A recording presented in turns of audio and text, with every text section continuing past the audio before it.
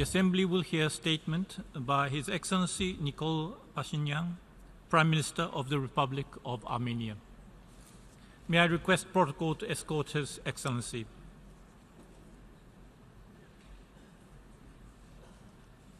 I have great pleasure in welcoming the Prime Minister of the Republic of Armenia. I invite him to address the General Assembly.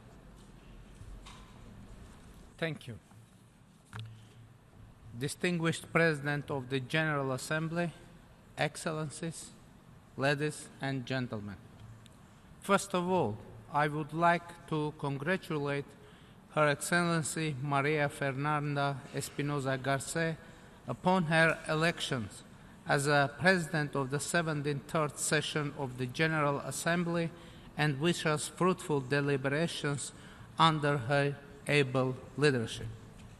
Ladies and gentlemen, it is a great honor to address you as a leader who has recently become the Prime Minister of Armenia as a result of People's Revolution, which is now known as the Armenian Velvet Revolution.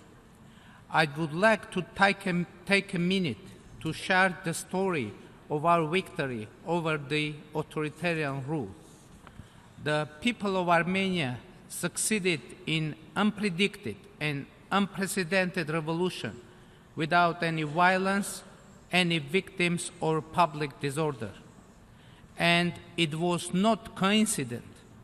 Our intention was to make a revolution of love and solidarity. From the very beginning, we declared that we ruled out any violence. We declared that even if violence was used against us, we would not respond with violence.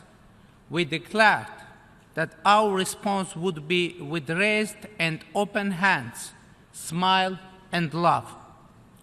When we started this political process, there were only dozens of us marching from the second biggest city of Armenia, Gyumri, to the capital, Yerevan. When we reached Yerevan and showed our determination and devotion to the principle of nonviolence, our entire nation rose against the ruling regime in unity and solidarity.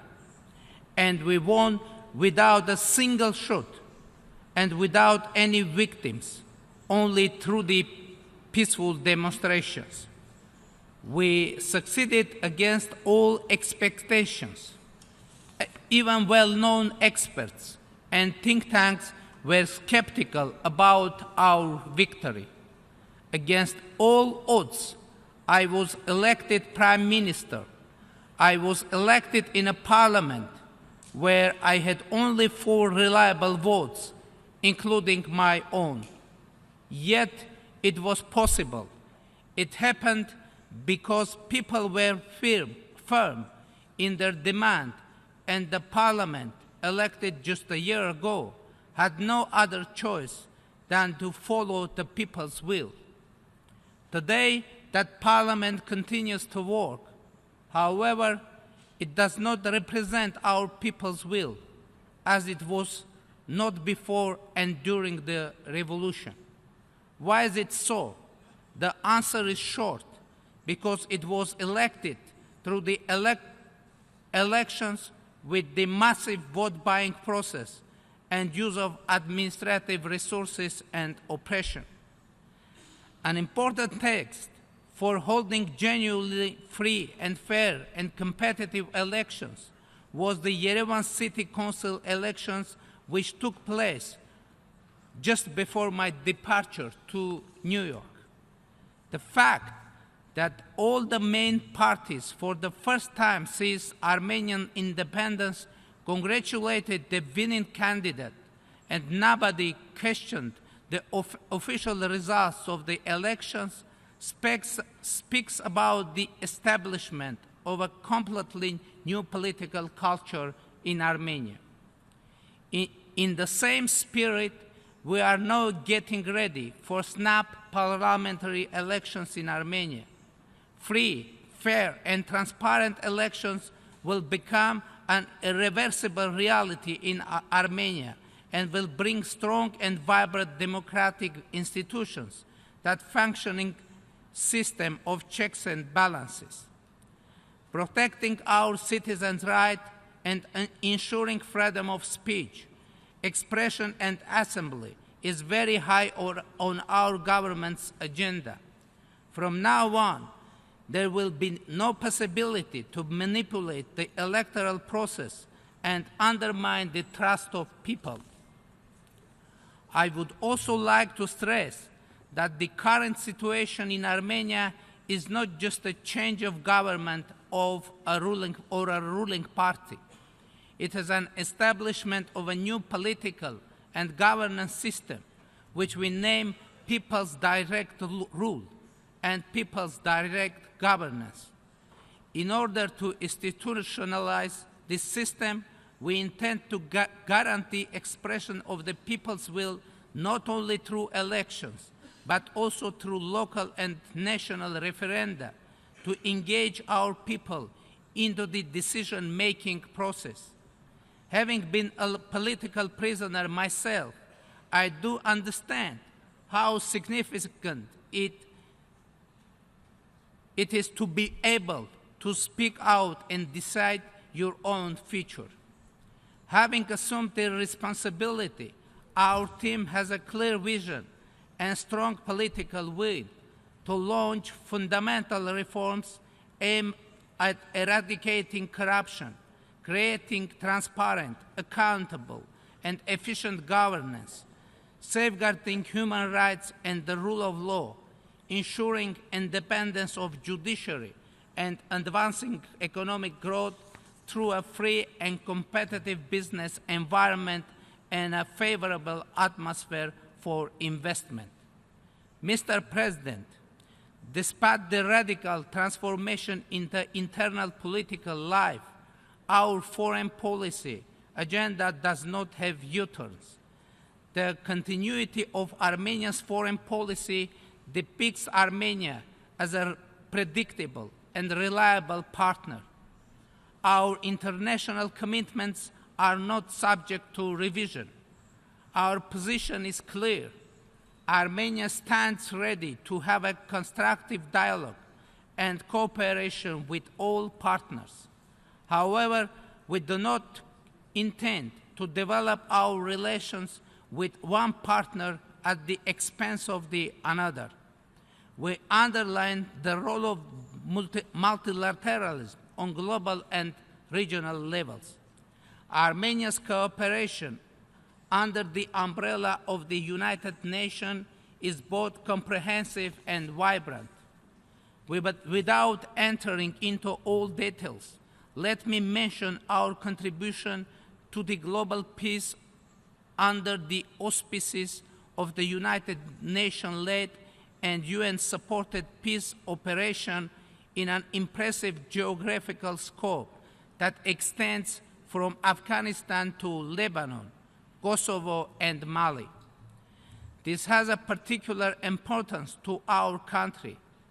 While it's facing serious security concerns, it realizes that the security of one country is inseparably linked to that of all others, and that the global peace requires concerted actions. We have a truly global nation with hundreds of communities all around the world.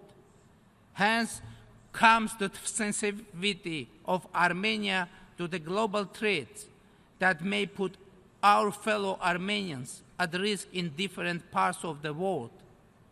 The sizable Armenian community in Syria faces an existential threat from the ongoing crisis. Armenia has tried to contribute through dispatching humanitarian assistance to most vulnerable regions. We stand ready to enhance Armenia's humanitarian mission aimed at meeting the most pressing needs of our community in Syria. As a nation that has passed through the horrors of genocide, Armenians have a security consciousness when it comes to our fellow people and are ready to do their utmost for their protection. Mr. President, the peaceful resolution of the Nagorno-Karabakh conflict continues to prevail our foreign policy agenda. The status and security of the Republic of Artsakh is an absolute priority of the Republic of Armenia in the negotiation process. Any attempt to resolve the conflict through military means represents a direct threat to the regional security, democracy, and human rights. Armenia will continue its constructive engagement in the peaceful resolution of the conflict within the format of the OSCE Minsk Group co-chairs, which has the only internationally recognized mandate to deal with the conflict. Azerbaijan should change its behavior of disrespect towards the negotiations and abandon the idea of any military solution and implement all the previous agreements. Furthermore, if Azerbaijan is truly committed to the peace process, it should start talking to the main subject of this conflict, Nagorno-Karabakh. Azerbaijan declares on every occasion that Karabakh should be a part of its territory. At the same time, it announces that it will not negotiate with Nagorno-Karabakh. The question is how Azerbaijan can make a claim over Nagorno-Karabakh without even speaking to it. Is that possible? This is possible only if Azerbaijani government wants the territory and not the people. Thus, it becomes obvious that the intention of Azerbaijani leadership is to cleanse Armenians from Karabakh, like they did in Nakhichevan. It is entitled Nagorno-Karabakh to make the argument that to be a part of Azerbaijan for Karabakh means to be totally exterminated.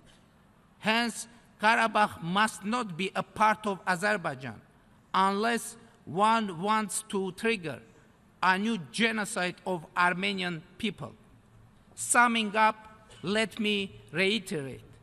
The conflict can and should be settled only through mutual compromises by all sides, in an atmosphere conducive to peace and not war. Last but not least, let me also express my satisfaction to the Secretary General of the United Nations for his unwavering support to the efforts and approaches of the OSCE Minsk Group co-chairmanship. Mr. President, the topic of our deliberations making the United Nations relevant to all people, global leadership, and shared responsibilities for peaceful, equitable, and sustainable societies demonstrates our consistent approach to the Agenda 2030 and the Sustainable Development Goals. Indeed, the United Nations and its development agenda should be relevant and accessible for all. No one should be left behind, as we keep repeating in our collective efforts. Earlier in July this year, Armenia presented its first voluntary national report on the implementation of the Sustainable Development Goal at the high-level political forum. This important exercise coincided with the decisive political period determined by vibrant democratic processes and the launch of a wide range of reforms.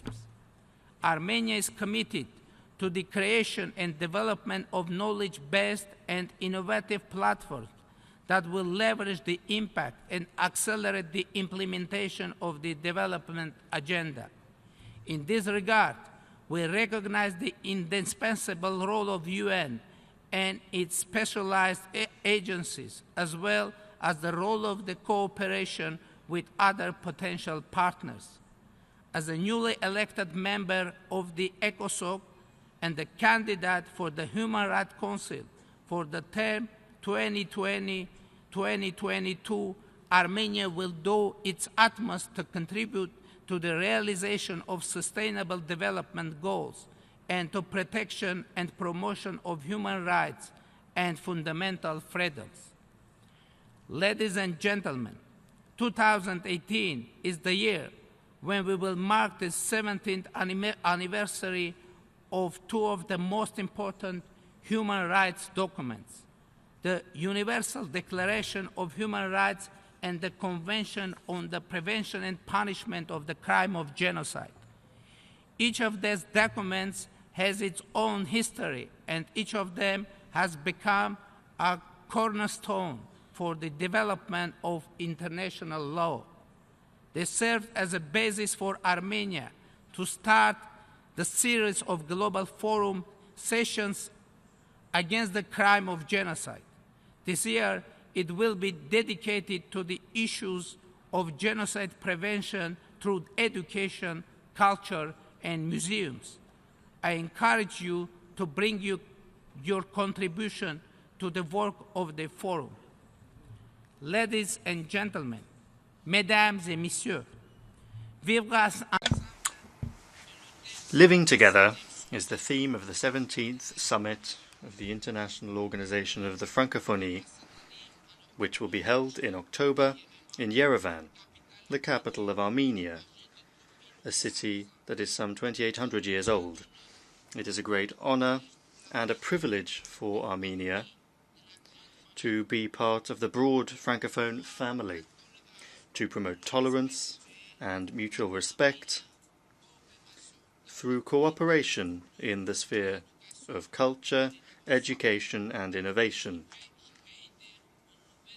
I reiterate once again our invitations to the Summit of the Francophonie, with several events planned within the framework of that. Thank you. Thank you.